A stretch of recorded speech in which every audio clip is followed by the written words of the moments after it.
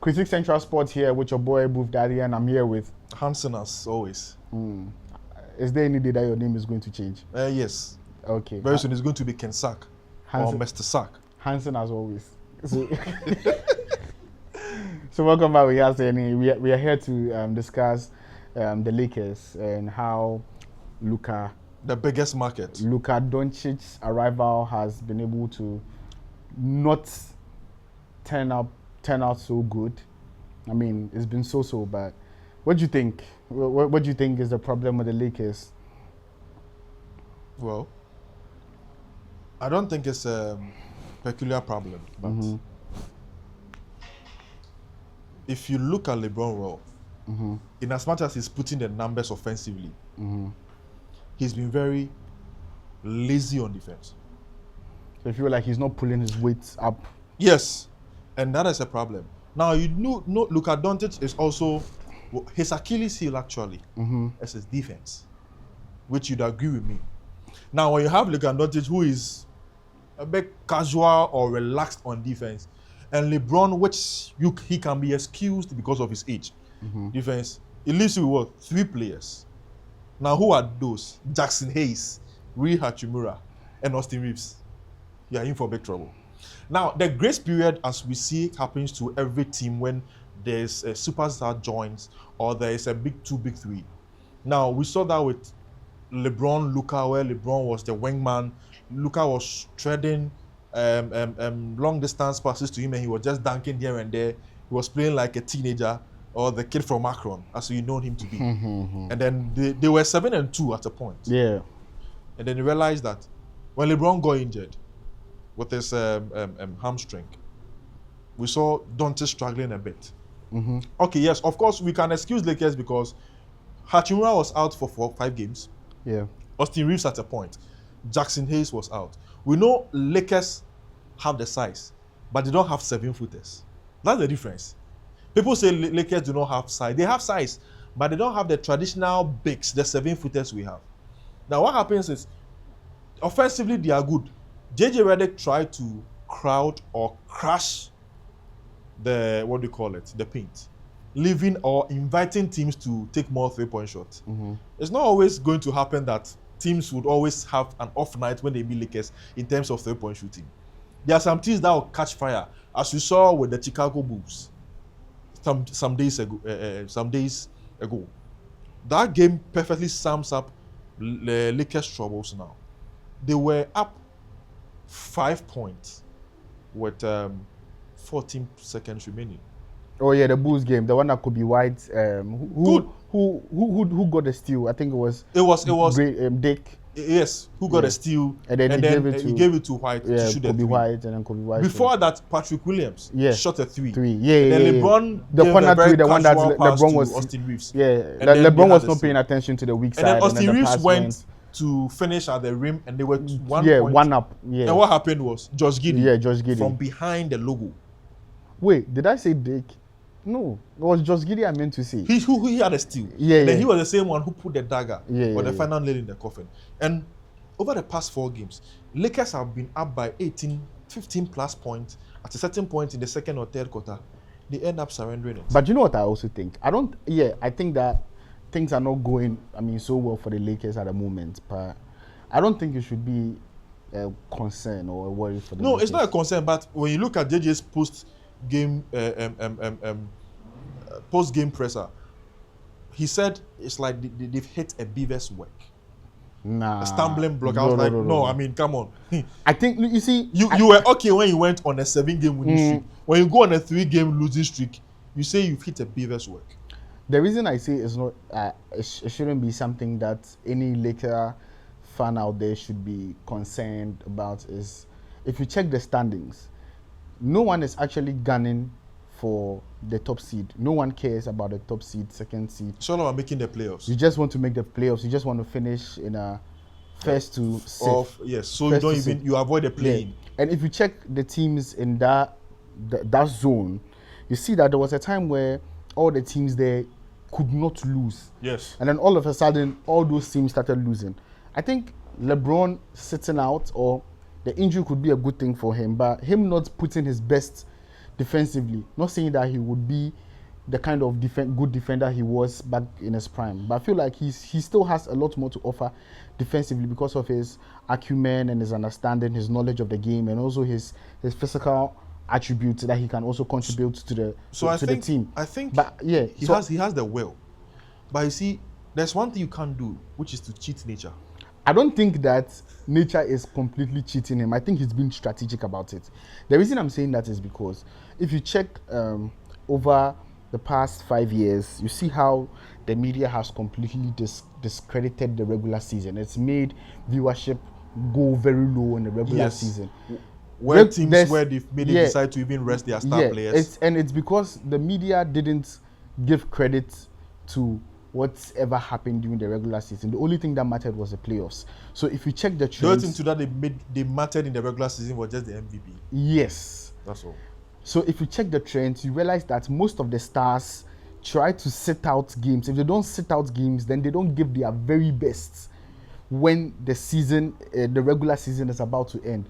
And if you look at it, I mean, LeBron losing focus or not seeing a player on his blind side, standing in an open corner. So he doesn't see it. I don't think he doesn't see it. I just think that right now, he doesn't want to put in so much effort. Also because he's just coming from an injury and he wants to save and preserve himself for the playoffs. Because mind you, the Western Conference is very heated. Very, very heated. It's very hot. And the Lakers, they're one of those teams that can crush any team in the Western Conference. They are more like one of the dark horses. Even though I don't even think they're dark horse. I think like they are solid contender. They're not really giving them that credit. They see the contenders in the likes of OKC, Boston Celtics, OKC is just Denver Nuggets. OKC is just child's play. The reason I feel like it's child's play is because one, they don't have that much of playoff experience. Secondly, the way they play, the kind of calls they get and things, when the playoffs comes, the games are going to be slowed down. And the referees are not going to give you every call. They're not going to give you every call. You're not going to get those freebies and those trips to the line like you get in the regular season. And we saw that it's going to frustrate a lot of those kids. The season when Warriors defeated them in the finals, when Kerry was just caught fire. Yeah. We saw they had one of the best regular seasons. They actually had the best, but they had to defensive. They had the best defensive team. They had to have that playoff experience to know in the playoffs the game is slow. It's a different ball. It's a different ball game altogether, and you need a lot of experience because it's a 7-game series. Yeah. One thing of the playoffs that people forget is it's not like a regular season where so I meet OKC today, I beat them. Oh, I'll meet OKC in the next 3 weeks. Yeah. The playoffs, you are meeting them in a 7-game series. 7-game series. So whatever you did a week and a half to get the better side of them or to beat them to do their homework. The point is, can you maintain that consistency? Like what we saw Timberwolves did to Nuggets. Yeah. They found a way. They did it. They executed the plan, and Nuggets could not recover. Yeah. So as you said, the playoffs is a different ball game together. LeBron has a lot of experience, but I think there are times he has this casual plays where you see him with one-on-one with a guard, someone defending him. He can just casually throw the ball to your head. Yeah, that's what I'm saying. He makes some decisions or plays, and I like no. As an high IQ player like this, you should know better. No, you see, that's why I'm saying that. For LeBron is a very calculated. I don't even know why he's a very calculated. I don't even know why he was the one giving the inbound pass against the Bulls. He's supposed to be on the receiving end. That's what I'm saying. These games, they don't matter. If you will listen to any NBA player talk about when teams are preparing for the playoffs, they just know that they just have to win, stay within a certain region. Prepare yourself mentally, psychologically, physically. Prepare yourself for the playoffs so that when the playoffs come, then you are very prepared for it. And we are left with 10 games, right? We are left with 10 games. Yeah, so could it be that LeBron is also trying to avoid some teams in the first round? They do that all the time.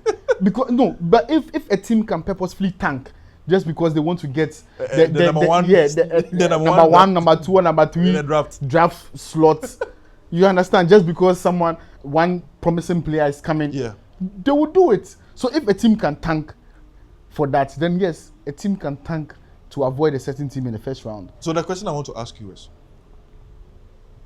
you agree that with their recent dip in performance, there's nothing to panic about. No, not at all. Me, I really rate the Lakers. So do you see LeBron James and Doncic pairing?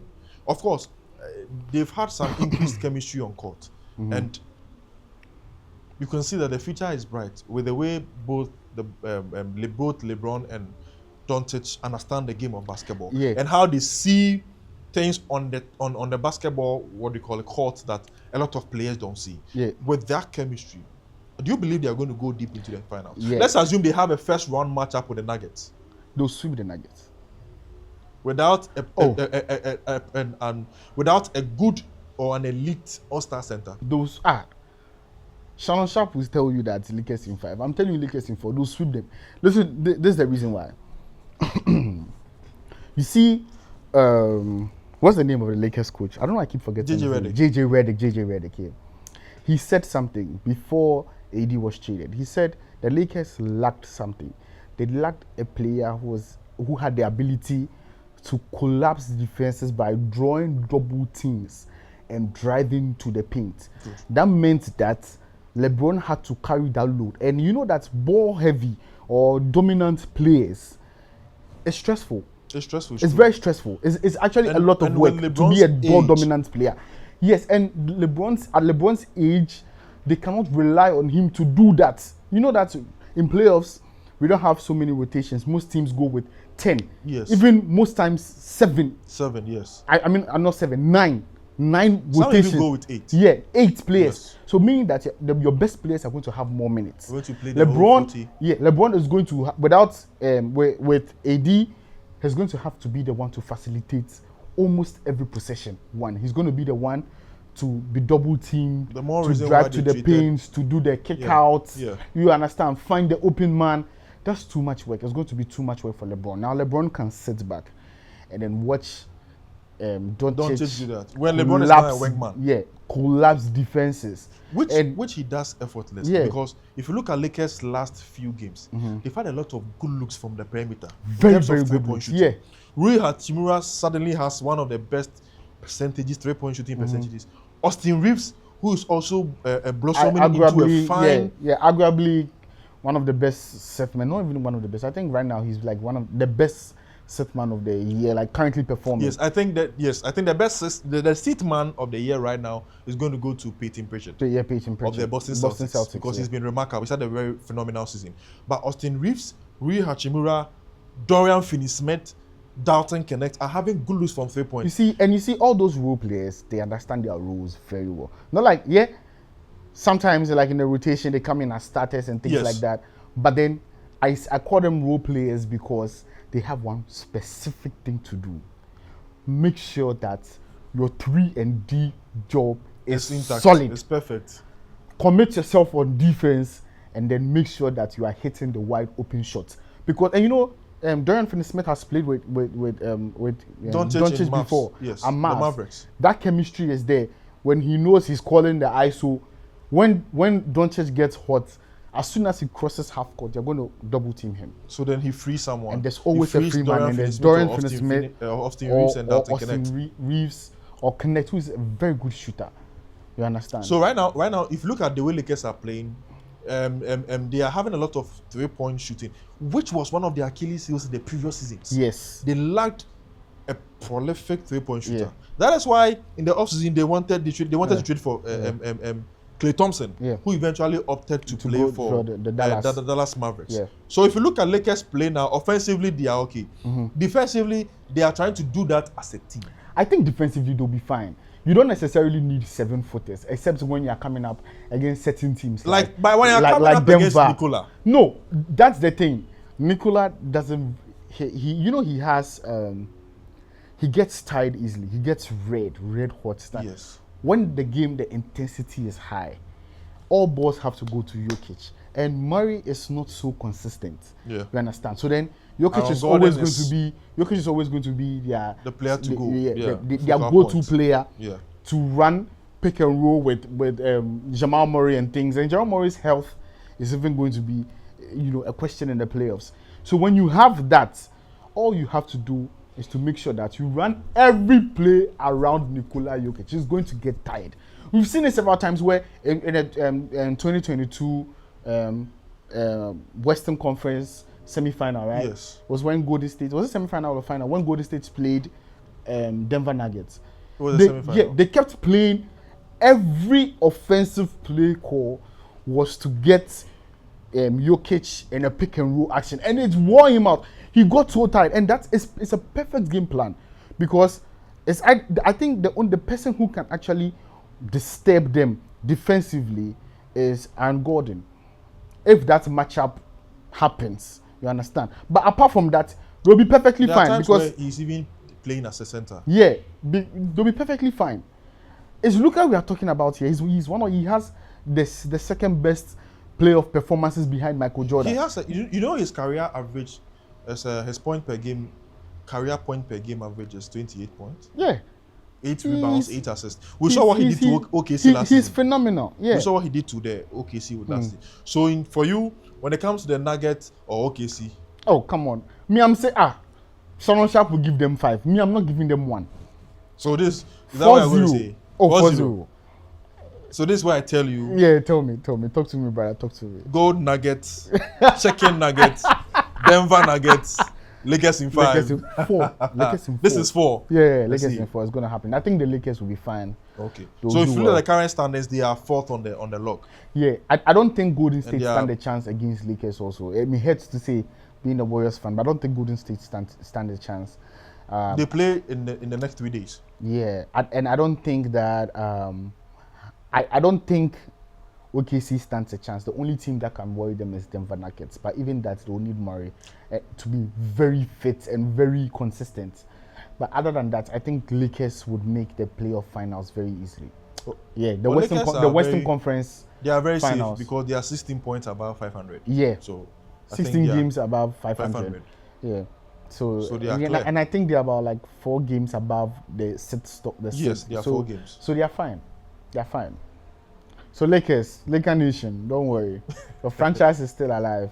Well, I mean, as a Warriors fan, if I believe you guys can do something, then you have to believe it. Well, you can look at Because you Doncic know also. me, I don't like you guys. Luka Doncic is also a generational talent. Yeah, Let's yeah, give yeah. him that credit. And So LeBron he's in going the to carry post, the torch from. LeBron in the postseason, you will not see him making those defensive mistakes Lapses. and those lapses. And So he leaving just he's saving his energy. He has done that for like over the past 5 years or so. Oh yes. He has been doing it.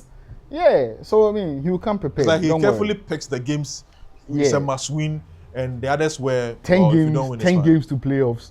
Yes. What would a Kobe Well, White do? there'll be no to him? significant change in, It won't in do him. terms It of won't their do him anything. position on the. When on it the log. happens and there's a fast break and you are driving to the hoop to go and lay it up, and he's behind you to give you a chase down block, that's when you know that God is love.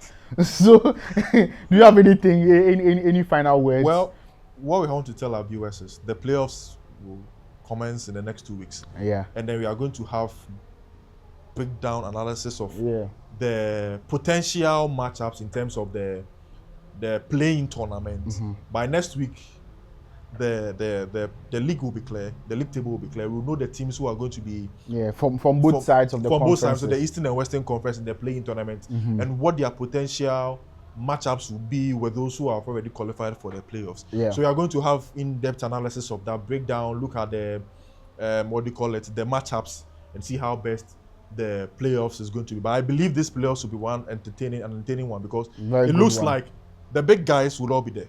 Yeah, That's what I hope. except one KD. KD and the Suns. You were reading my mind. It looks like there's Yeah. no enough sunshine in Phoenix. Me, We know they're the Phoenix Suns. I don't know It's why dark. he hates KD that much, but no, I don't hate he deserves KD. a ring. Why? He has to. That's enough. But he has to with Curry. Yeah, he And doesn't. he left because he wanted to show people Nah, me, he I could be- win without Curry. No, me, I so be- let him win. No, me, I be agenda boy, because if he wins without Curry, it will be a The stamp greatest on- shooter in NBA history. Yeah, it will be a stamp on Curry's credibility. The media is going to turn it around again. So it was very good. That's why Curry said, "What they're going to say now?" So KD, what do you have to show us? There's nothing you do again. We're done. That's it. Well, So ask me, will KD win another championship? the only thing he's going to win is a trade in the summer. Yeah, you win a trade. I mean, so yeah, thank you very much for staying with us on this episode on Put Back with Critique Central Sports. Don't forget to like, share, leave a comment, and also subscribe. Yes, we have a lot of NBA action for you. I want to know what your thoughts are on this subject, whether the Lakers are in trouble or they'll do just fine. So thank you for staying with us again. We'll catch you sometime soon. Sure. Peace out.